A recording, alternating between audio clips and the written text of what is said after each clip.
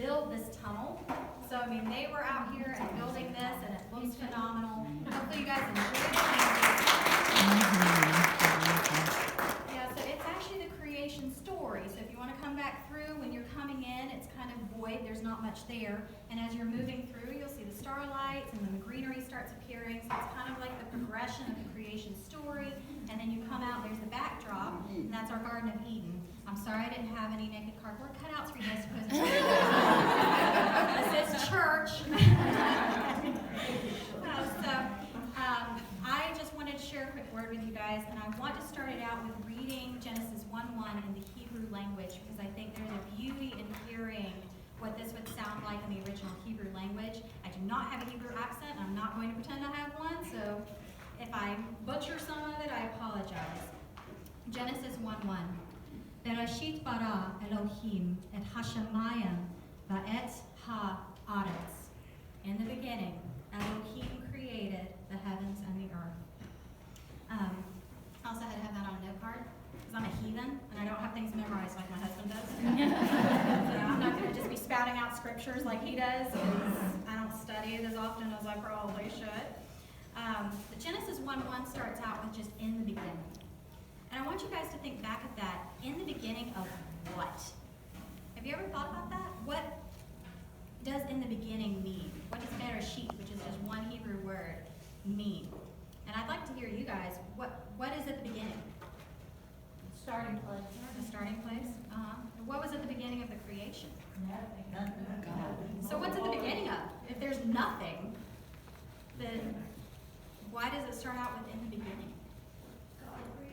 God created. So to me, when I hear in the beginning, all I'm thinking is he just moved and something started. Because all we have no word, we have nothing going on. All we have is in the beginning God created, and there's an action there. So when I think of in the beginning, I'm thinking all God did was just move and something started. There was literally chaos and nothingness, and then he just maybe stood up. Maybe he just shifted in his seat. I don't know. Maybe, I don't know what he did, but he just moved, and then there was everything, and he has a beginning.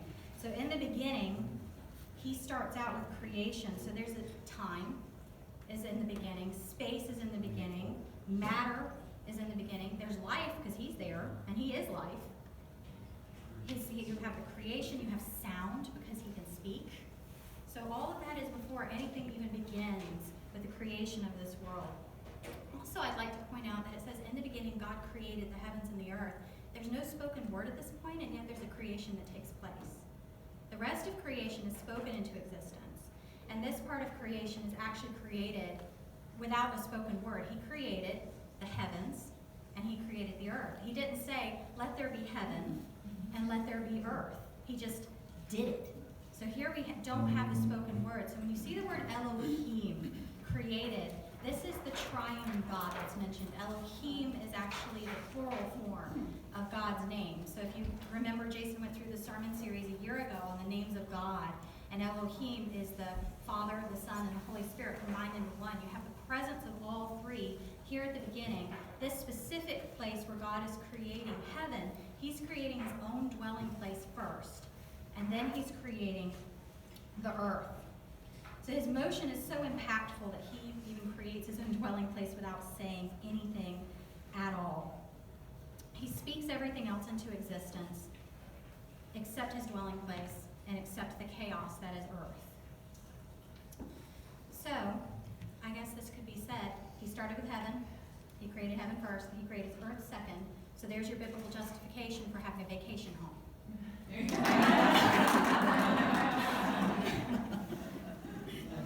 So notice how little attention that was given to the creation of heaven. We aren't given the creation story of heaven, right? So it doesn't say, first he created the crystal sea, and then he created his throne room, and then he put his angels in place to say, holy, holy, holy forever. And you don't have a really in-depth view with the creation of heaven on what exactly he did. It's just kind of glossed over.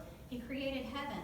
And we're focused on heaven. I don't know about you, but I want to go there when I die and see it all for myself. And it's okay to be focused on it, but at the beginning of everything, he's not focused on it. He just kind of glosses right over it and focuses on where his heart is, and his heart is the creation of the earth where we are. And so he begins his creation story by speaking it all into existence. And what's the first thing he created? What he spoke? He said, let there be light. Very good. So you have the spoken word at this point. What does John 1:1 say? In the beginning was the Word. This is the only other place that a book starts with in the beginning. Let's also mention that. So you have in the beginning is the Word. So you have Jesus' presence. And when that spoken word is given, that is the presence of Jesus there. At the creation story. A little bit earlier, which I skipped over this, you also have the Spirit hovering over the face of the deep. And that is actually the Ruach HaKodesh. So you have the presence of the Holy Spirit there as well. All three presences are together in Elohim created, but they're also mentioned separately. When he creates the heaven and just moves, you have the Spirit hovering over the face of the deep, and you have the spoken word that is Jesus coming forth and bringing things into existence. And we were actually watching a video on Ken Ham, and we were watching the creation story, and I turned to Jason and I said, why did he have to speak light? Isn't God already light? So if the Spirit is already hovering over the face of the deep, why did he have to say, let there be light? Wouldn't his presence alone there be enough to bring light into the place? So I actually wrote Ken Ham and heard back from him, which was really kind of cool. I wrote him on Facebook, so apparently you could reach him on Facebook. So I wrote him and I said, hey, this says that there was light that was spoken into existence, but if God is light, why would he have to speak his own existence into existence? That just doesn't make any logical sense to me. And so Ken Ham wrote back and he said, well, if you have a Hebrew and you're studying the original language, it actually just means he pushed back the darkness. So he basically came into the chaos and his Spirit pushed back the darkness and said, darkness, you stay here. Light, you stay here. And that was the creation of light and darkness on the earth. And he said, what did he set in place? On the first day, he set evening and morning time and place. So that whole, there's millions of years between creation days, the very first thing he created in order to kick that out of our heads and go, don't doubt me, is the day that we have today. So he creates all of this in one day. I want to share with you guys part of my testimony. I was actually in a play called The Light when I was a little girl. We lived in we lived in Orlando, and I went to First Baptist Orlando down there. My dad was in this really cool play, and it was called The Light, and it was a passion play, and it went on every spring, and I could not wait to be old enough to be in it, because you had to be 6 or 7 years old, depending on when your birthday fell, but you had to be old enough to be in it, and I would sit and watch the rehearsals and think, I cannot wait to actually get up there. My dad was Pontius Pilate, and he was really scary, but I thought it was really cool anyway. And I would watch Jesus characters, and everybody would be in their early 90s street clothes acting it out, but as a child, you're still just immersed in the moment and watching it happen. And I remember sitting, and it was a dress rehearsal, and there were two Jesuses for this play, and they were both ironically named Dean. And one Jesus was nice Jesus.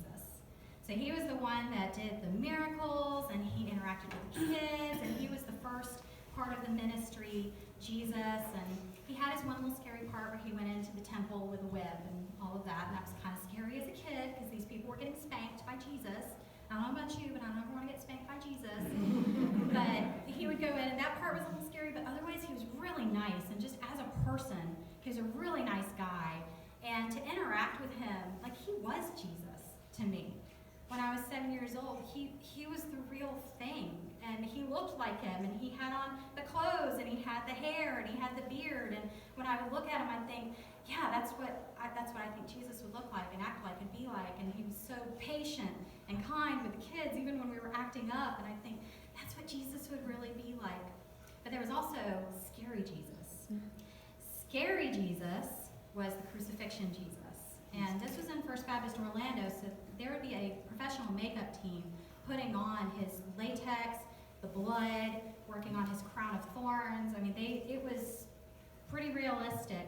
And as a child, he looked pretty scary. I didn't even see them putting the makeup on him. I'd go in there and I could see them painting him with the blood and everything. So I knew it wasn't real blood, but it was still really scary to see a grown man dripping in fake blood and with the latex injuries being put on him and stuff. So we kids called him Scary Jesus because he was the crucifixion Christ.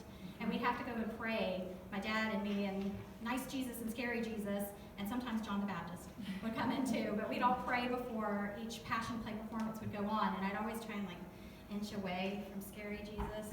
Daddy, go. You did this to him, Pontius Pilate. Go stand next to scary Jesus. I don't want to be next to him. So I kind of try and get away from him a little bit. But I remember there being a dress rehearsal, and I was sitting in the pews and watching it take place. And all they were doing with this part was just adjusting the lights. So he was hanging up there on the cross. He had his feet in like a latex foot thing. So I mean, there wasn't any like standing on a stoop. He was actually hanging. The actor was having to hang on the cross. And I was looking up there and watching them, even playing with the lights, and I looked at him and I thought, nice Jesus became scary Jesus for me. I didn't have a day. I can't tell you what day I came to this realization, but that was my salvation experience. And I was looking up at him and I thought, I never want to do anything to make that scary Jesus cry any more than he's already crying, because it looks so painful. And I know that it's fake blood, but I also know that this really happened to somebody. And he really did go through that, and it was worse than what I'm seeing, because I watched them just paint this on his body, but he was bleeding real blood. And I was looking up at him and thinking, scary Jesus, I never want to make you cry more. I never want to hurt you more than you're already hurting. And so I had a real collision with my Savior at that point. And at 7 years old, that set me off on a path where all I could think about with every decision I made is I can't make Jesus cry worse than I saw him crying when he was up there. I don't want to do anything to make him hurt more. And I know that that's not possible as an adult now. I know that he's already gone through all of that. He's done. He paid for my sin. There's nothing I could do to take away the pain that he went through at that point. But as a child, that still resonated with my heart that I made somebody cry in my stead like that. So I went through the first part of my life, and I was actually a pretty strong Christian, even as a kid. In 5th grade, I started learning how to write poetry, and I would write poetry about God or Jesus in my 5th grade class, because I loved him so much. I just had that realistic time of seeing him, and I just loved him. I had passion in my heart for him. And so everything about my young years kind of just came out with that love and passion for him. And I reached 12 years old, 6th grade. Most everybody has an 11 or 12-year-old experience that is very impactful for them. Because this is really a time, in the Jewish culture, they have the bar mitzvah or the bat mitzvah. When you're 13, you move on into adulthood, and you have that time. There's usually something that happens around 11 or 12 that sets you on your adult path. And I don't know what it would be for you. You might be able to think of something in your mind now that happened to you that was kind of impactful, that set you on the adult path that you're on. For me, I went into an inner city middle school. We lived in Winston-Salem, North Carolina at that time. We had moved, and I was mercilessly bullied. I will admit my hair was very fuzzy, because I went through puberty and my hair just went poof like that, and it was very fuzzy, but the boys just mercilessly made fun of me because I had like wildly curly hair, and I just wore a headband, and it was even bigger, and this was not the 80s anymore, so it didn't really fit in with how everybody else looked. But the boys were also picking on somebody. I had been in a summer enrichment program, which was a theater type thing, and she had been in a play with me, and they were picking on her, and that was the time when everybody says, what would Jesus do? WWJD. So I looked at them and I said, hey, that's not nice. What would Jesus do? And they turned to me and they started calling me Demon Child Cece. Kind of ironic, since I was asking them about Jesus, but my nickname at that time was Cece, because we had one teacher who called us by our initials, and my name was Christie Carnes, which was CC at the time, so everybody called me Cece, and their nickname for me was Demon Child Cece. And I had a group of about 7 boys that would chase me up the stairs and try and hit me in the shins to knock me down the stairs. They would take my books and throw them out of my hands and kick them down the hall, grab them and rip them up, grab me by the hair and pull me backwards. They tripped me in the cafeteria, and just mean things. Then I had another girl, because my initials were CKC, who told me that she hated me because my initials were KKK. So she also mercilessly followed me around and would throw me in the drink machine and throw me into the milk carton holder, so I'd get covered in broken milk carton residuals. And it was just a really hard year for me. And I had that there, and then I'd get on the bus, and I had an 8th grade boy in my neighborhood who would jump on top of me and start hitting me in the face on the bus. And the bus driver would just go, "Get down. Get out. Get off the little girl. Get out." And they like wouldn't do anything. And I'm just like, "Thanks for your help." I'm this little tiny 6th grade girl and an 8th grade boy on top of me beating the tar out of my face. And he would tell me he was going to come and stab my family because he lived in my neighborhood. So he'd tell me he was going to come stab my family, come egg our house, come stab me. He was coming for us.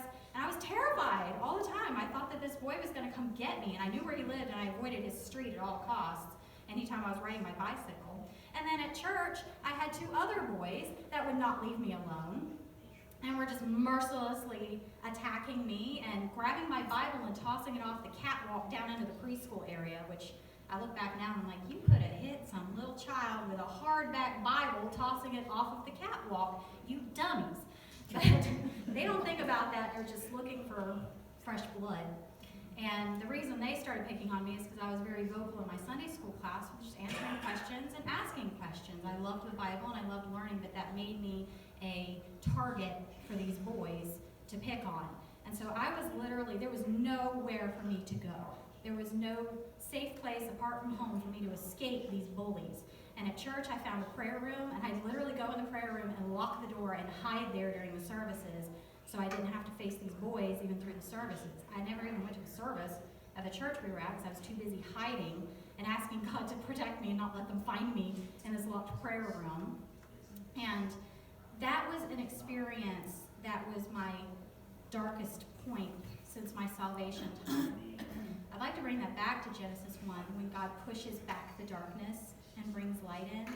When you're saved, he pushes the darkness out of your life and replaces it with light. But I do believe as a Christian, you go through other times when the darkness tries to invade and he needs to come back in. You've got to turn to him and ask him to push it out again. And this is your choice at this point, because he's already saved you. You know who to turn to.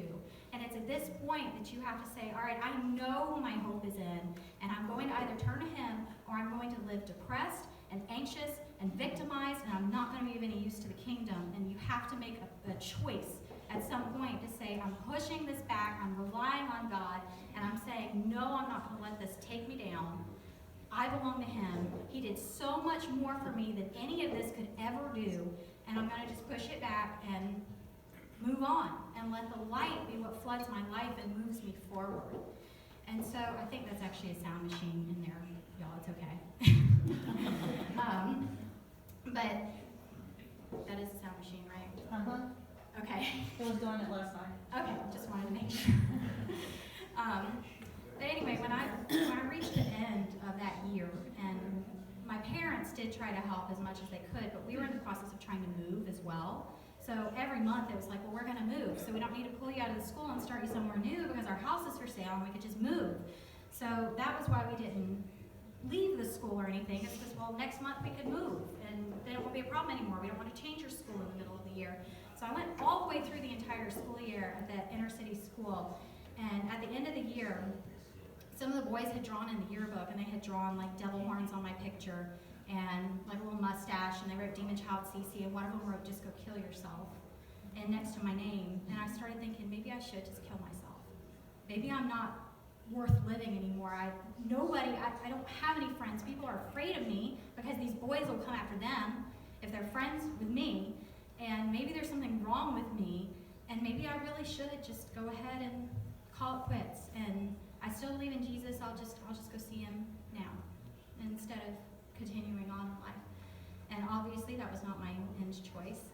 I did have my suicide note written out, and I knew how I was going to do it. And I ended up, God just put a piece over my heart. It was like, you don't need to do this. And I took the note and I crunched it up and threw it in the trash. And I said, okay, I just have to keep trusting you that I'm going to make it through this. School is over, and maybe our house will sell, and I won't have to go back next year, and things will be okay. My mom actually had me go to camp that year, and I went to youth camp, and at camp, I had another collision with Christ. And he just spoke peace over me and said, things are going to be okay. I'm still here for you. I know what it's like to be persecuted. I understand where you're at. Keep following me. And I said, okay. Oh, and by the way, don't watch PG-13 or R-rated movies. Well, make me more of a freak, why don't you? So I got a word from him and a conviction from him at 12 years old not to watch PG-13 or R-rated movies and to move forward. And I did. I actually went and spent the whole summer with my grandmother that year. Mom and Dad sold their house. I was able to get healing that I needed staying, was it 17 weeks? I think I stayed 17 weeks with her. It was throughout the entire summer.